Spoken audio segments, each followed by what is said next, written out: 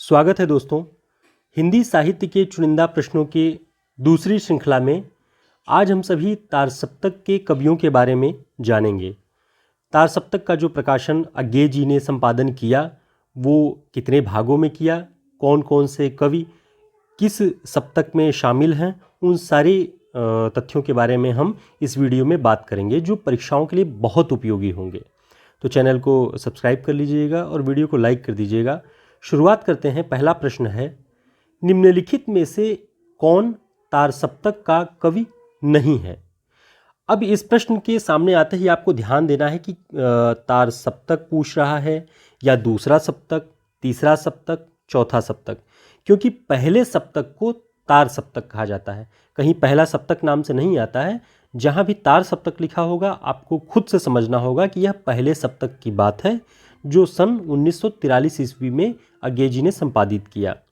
ठीक, ये भ्रम दूर रहे कि तार सप्तक माने पहला सप्तक, और जब भी दूसरा सप्तक आएगा तो उसमें दूसरा, तीसरा, चौथा लिखा होगा। ऑप्शन है रामविलास शर्मा, मुक्तिबोध, प्रभाकर माचवे, केदारनाथ सिंह। अब ये तलाश करना है कि तार सप्तक में यानी पहले सप्तक में कौन सा कवि नहीं है। तो रामविलास शर्मा, मुक्तिबोध, प्रभाकर माचवे ये तीनों पहले सप्तक में हैं। केदारनाथ सिंह पहले सप्तक में यानी तार सप्तक में नहीं है। अब हम देखते हैं कि कौन कौन शामिल है। थोड़ा सा हम प्रयोगवाद के बारे में, जिससे यह तार सप्तक संबंधित है, उसके बारे में जानेंगे। अज्ञे जी ने सभी सप्तकों का संपादन किया हुआ है। प्रयोगवाद पर किस दर्शन का सर्वाधिक प्रभाव था? तो अस्तित्ववादी दर्शन था जिसका सर्वाधिक प्रभाव प्रयोगवाद पर पड़ा। सभी प्रयोगवादी कवियों की कविताएं पहले सप्तक यानी तार सप्तक में प्रकाशित हैं। यह प्रश्न बनता है कि प्रयोगवादी कवियों की कविताएं किस सप्तक में हैं? तो तार सप्तक में यानी पहले सप्तक में। आलोचक नंद दुलारे वाजपेयी ने प्रयोगवाद के बारे में क्या कहा है? कहा कि यह बैठे ठाले का धंधा है। बैठे प्रयोगवाद को बैठे ठाले का धंधा किसने कहा? आचार्य नंद दुलारे वाजपेयी ने। प्रयोगवाद की प्रमुख प्रवृत्तियां हम देखते हैं कि सबसे पहले इसमें है अहमवादी प्रवृत्ति की प्रधानता। अहमवाद, स्वयं के प्रति चेतना, अपने भीतर के जो अस्तित्व है, अस्तित्ववादी चिंतन से इसीलिए प्रभावित है। यथार्थवाद का प्रबल आग्रह।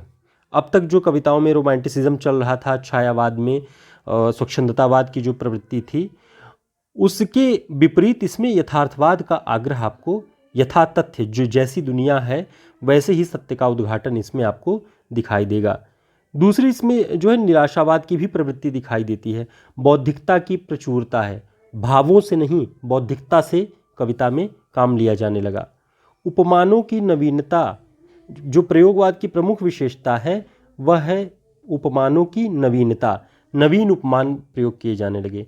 किसी के मुख को चांद कहने के बजाय बहुत ही लोक में प्रचलित छोटे मोटे उपमान देना इस दौर में प्रयोग किया जाने लगा। और साधारण विषयों का निरूपण, बहुत बड़े बड़े कथानकों को लेकर के कविताएं नहीं रची जा रही थी, जिसमें राम हो, जिसमें मिथक हो, जिसमें पुराणों के पात्र हों। साधारण विषयों, साधारण व्यक्तियों और जीवन को केंद्र में रख के कविताएं रची जा रही थी।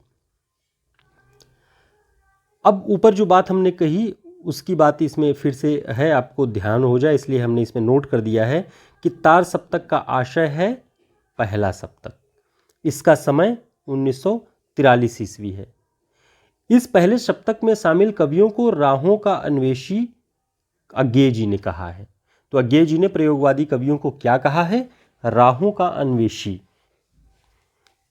अब देखते हैं आगे कि पहले सप्तक में यानी तार सप्तक में कौन कौन कवि शामिल है। पहले हैं अज्ञे, मुक्तिबोध, नेमिचंद्र जैन, गिरिजा कुमार माथुर, रामविलास शर्मा, प्रभाकर माचवे और भारत भूषण अग्रवाल। पहले जो सप्तक है उसमें 7 कवि हैं।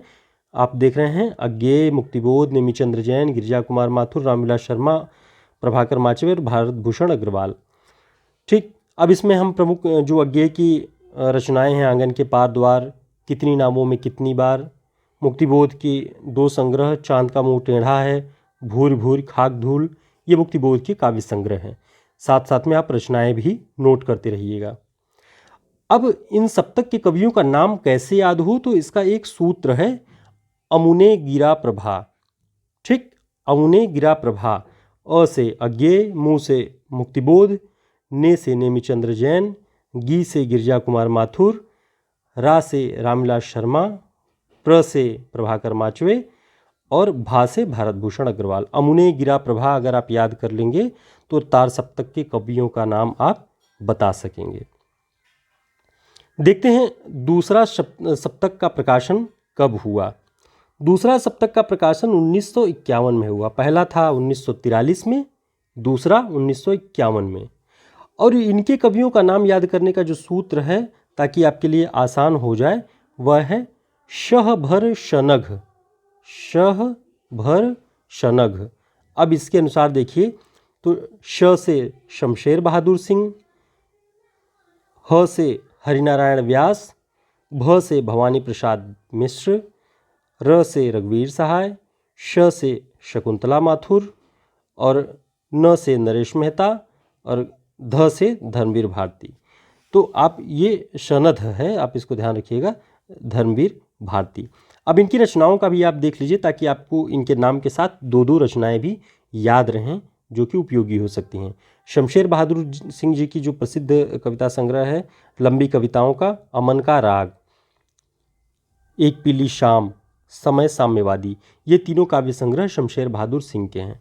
भवानी प्रसाद मिश्र की दो कविताएं बहुत प्रसिद्ध हैं, गीत फरोश और सतपुड़ा के जंगल। रघुवीर सहाय की आत्महत्या के विरुद्ध काव्य संग्रह बहुत प्रसिद्ध है। नरेश मेहता का संशय की एक रात बहुत प्रसिद्ध है और महाप्रस्थान। तो संशय की एक रात किसकी रचना है? नरेश मेहता की। महाप्रस्थान किसकी रचना है? नरेश मेहता की।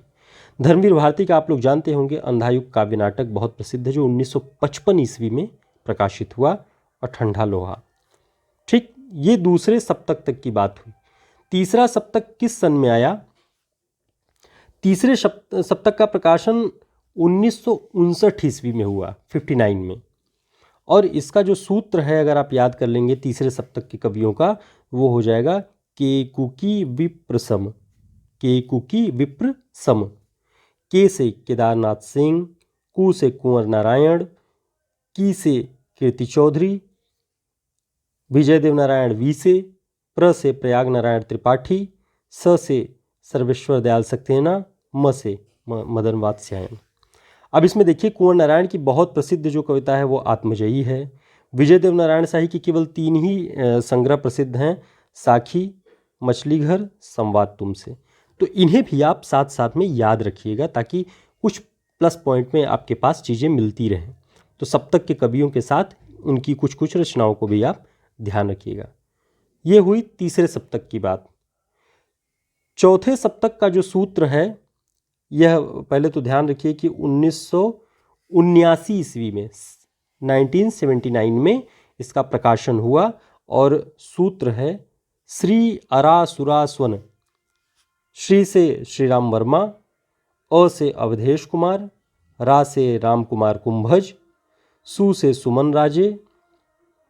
इनका जो इसमें दिया है वो सुमन और राजे, इसलिए सूरा हो गया है। ठीक, राजेंद्र किशोर, स्वदेश भारती और नंद किशोर आचार्य, ये चौथे सप्तक में शामिल कवि हैं, जिसमें आप जानते होंगे सुमन राजे का प्रसिद्ध जो इतिहास ग्रंथ है वह हिंदी साहित्य का आधा इतिहास, जो सन 2003 ईस्वी में प्रकाशित हुआ। तो सुमन राजे ने लिखा हिंदी साहित्य का आधा इतिहास।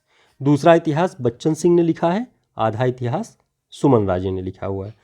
नंद किशोर आचार्य के बारे में हम देखें तो नंद किशोर आचार्य का जो हाल ही में 2019 में एक कविता संग्रह आया, छीलते हुए अपने को, इस पर उन्हें साहित्य अकादमी का पुरस्कार 2019 में मिला।